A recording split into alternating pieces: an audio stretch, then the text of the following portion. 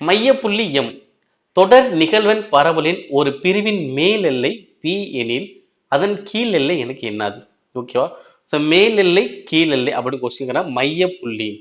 So மையப்புள்ளி என்ன வச்சுக்கோங்க, இடைநிலை வச்சுக்கோங்க. இடைநிலை எப்படி கண்டுபிடிப்பீங்க?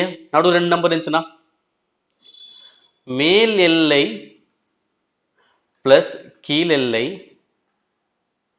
இரண்டால வகுத்தா நமக்கு என்ன கிடைக்கும்? இடைநிலை கிடைக்கும். அதாவது மையப்புள்ளி கிடைக்கும். ஓகேவா?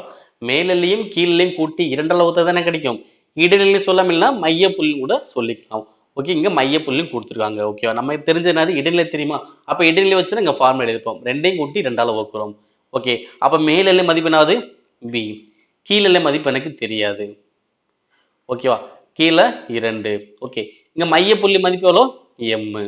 அப்ப என்ன ஆகும்? இந்த 2 இங்க வச்சு போச்சுன்னா 2m. ஓகே, இந்த b அங்கிட்டு போச்சுன்னா மைனஸ் பி. அப்ப கீழ் எல்லை.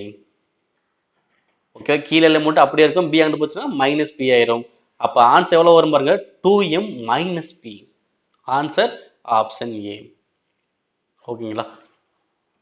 இடைநிலை ஃபார்முலா தான் 2யும் கூட்டி 2ஆல வகுக்கிறோம்.